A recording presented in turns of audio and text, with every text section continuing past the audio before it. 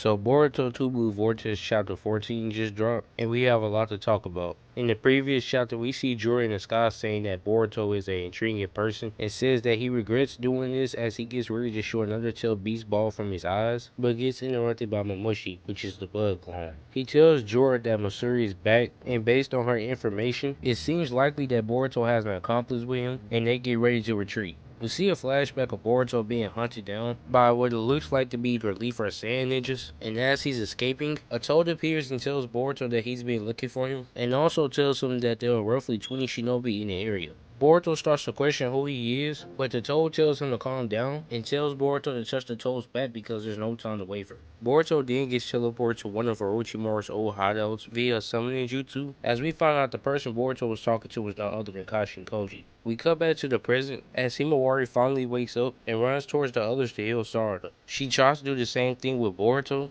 but Kawaki stops her and tells her to not go near him. Himawari questions him, but Kawaki tells her that he's going to let her heal him, but there's something they have to do first. Konohamaru then pulls out a pair of ceiling handcuffs and proceeds to arrest Boruto and tells Sarada to not complain because it's a measure dictated by the law. Kawaki pulls the toad out of Boruto's cloak and questions if it belongs to Kashin Koji, but before he can get more information, Koji destroys the toad so his identity can be revealed. We then cut to Jura as he places Hidari's Thorin Soul Bulb on the cube and revives him. And the chapter ends with Masuri placing down a new Thorin Soul Bulb and revealing a mysterious new Shinju.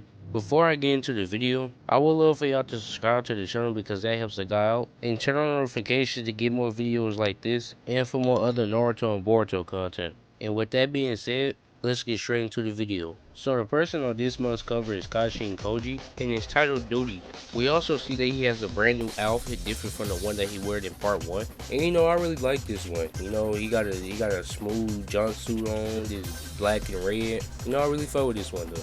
The chapter starts with Boruto waking up and getting interrogated by Konohamaru, and we also see Ibiki standing there as well. Konohamaru says, "So you finally come to? Relax, your wounds have been healed." As Boruto tries to use one of his jutsus, possibly Fly Rajin, but Konohamaru says that there's ceiling cuffs created by Amado, and no amount of weaving hand signs will lead to jutsu activation. They even suppress your favorite teleportation, and don't even think about trying to break them. They may be electronic, but they are extremely resistant to impact, so you'll just injure your arms in the process. Boruto then starts to ask if everybody else is okay, and asks what happened to the enemy.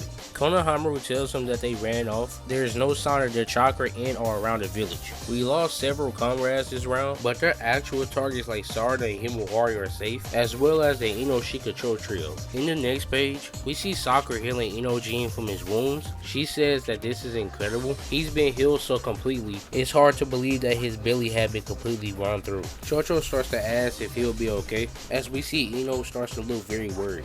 We switch back to the interrogation, as Konohamaru says, "Now Boruto, let's have a chat. I have a ton of questions for you. Who was those guys, and why did they want Sarada and Himawari?" We also see the elders in a separate room, and Amado is also there listening to the conversation. Ada, while using a siren gun, is also able to listen to the conversation, and she tells Kawaki that Boruto's interrogation has started. Damon starts to chuckle and says that it's not looking good for Kawaki, and asks him what will he do when Boruto decides to let the cat out of the bag.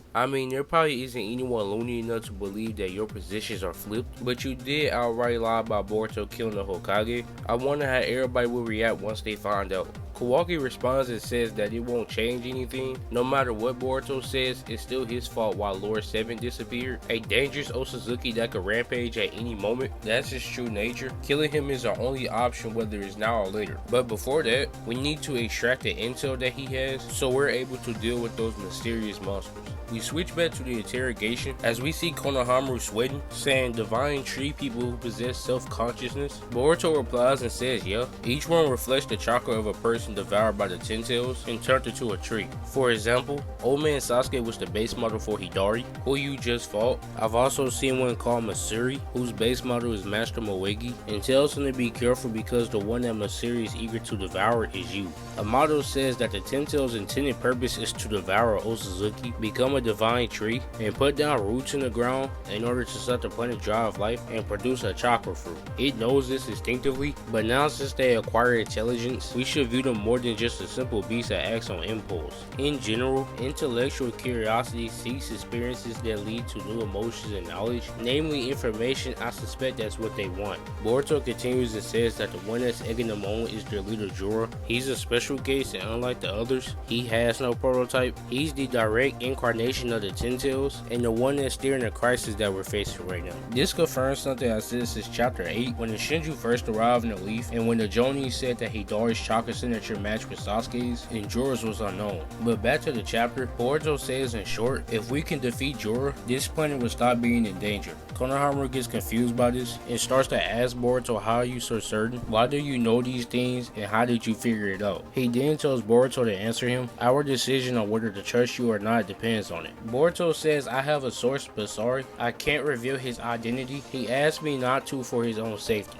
Konoha says not acceptable. You expect us to believe a traitor's tale without a single ounce of evidence? Boruto responds and says back at you. Most of you want me dead. The only reason I'm still alive is because of my intel. The elders tell him don't get cocky with us, renegade. Whatever or whomever those monsters desire, what we of Konoha must do does not change. Any hostile elements will be eliminated using all means necessary. That includes you, Boruto. Regardless of what you say, there is no chance of you leaving that room alive. As the other elder starts to ask why did he kill Naruto. We then switch to Shikamaru thinking about the conversation he had with Boruto when he told him that if he didn't have any intent on killing Kawaki, then he needs to remain a fugitive. What is it that lies with Kawaki, and why do I even find Boruto trustworthy? I don't know, and yet, somehow for logical reason, I am convinced that he's Boruto Uzumaki. I have the memory of deciding to believe that, and accepting this premise leads to everything falling in place, which means that I can't let Boruto die here and now. We get back to Boruto saying that I didn't kill Naruto. Him and his wife are both alive and somewhere safe. The elders ask him what his place is, but Boruto says that he's not telling, and Ibiki gets ready for the real interrogation as he says.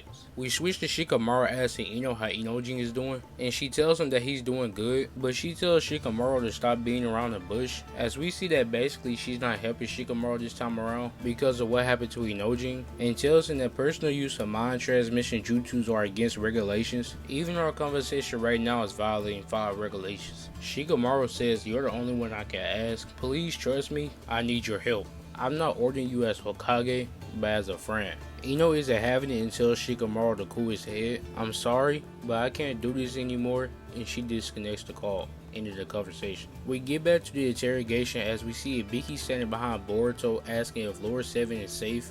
Then tell us where he is. If you can't, then your claim isn't going to fly, and you'll be disgraced as a Hokage killing traitor. But Boruto ignores him, and this is when Ibiki slams Boruto's head into the table and lifts his head up saying, you see Boruto, I've been itching to pummel the crap out of you for killing Naruto these past 3 years. And Boruto replies and says it must be nice to have this much free time, but Ibiki punches him across his face and also punches Boruto in his gut as we see Boruto starts to call for blood. Shikamaru says enough Ibiki, it's useless, he isn't the type to break under pain. Let's use venom instead, let's summon Mitsuki. Konoha gets shocked by this and says that he doesn't think it's a wise idea. Mitsuki has shown strong killing urges towards Boruto. Forget interrogation. Worst case, he might just try to kill Boruto outright. But Shikamaru tells him that it's fine. I'll take the fall. Just call him in now.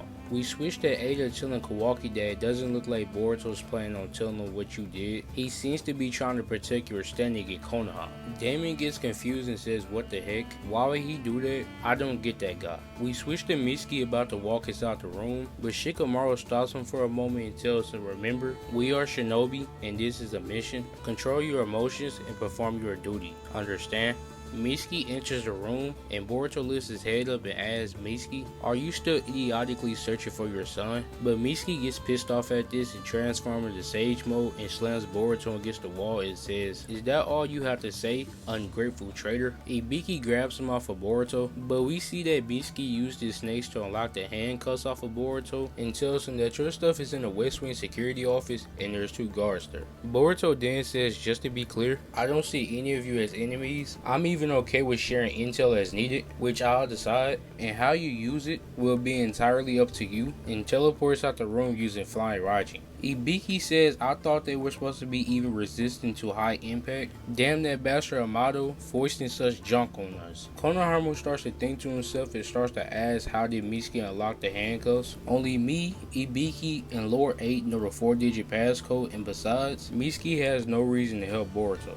We see Boruto teleport inside the room that has his belongings. He grabs his stuff and teleports outside to leave. Mitsuki starts to apologize to Konohamaru, and he tells him that it's understandable. This was Lord 8's plan, so don't beat yourself up about it. The elders tell Shikamaru that you wished her one opportunity to bring him down. Shikamaru apologizes, but they tell him that the daimyos will be unhappy. Beware Shikamaru, there shall be lasting consequences from this. We see Shikamaru back in the Hokage office chiefing a cigarette. As Sarada and Sumire barge in and ask him what was the results of Boruto's interrogation, he tells them that he escaped, and Sarada gets confused. Shikamaru then gets an emergency call from the Sand Village, and it's none other than Kankuro. He tells him that it's been a while, sorry to bother you, Gar has been taken down, and his adopted son Shinki too. He continues by saying that Shinki got turned to a tree, confirming that the shinju that we saw was Shinki, so no to the people who thought it was Naruto. He then says thankfully they're both still alive. I'll explain more later, but forgive my bluntness, could you lend us a hand,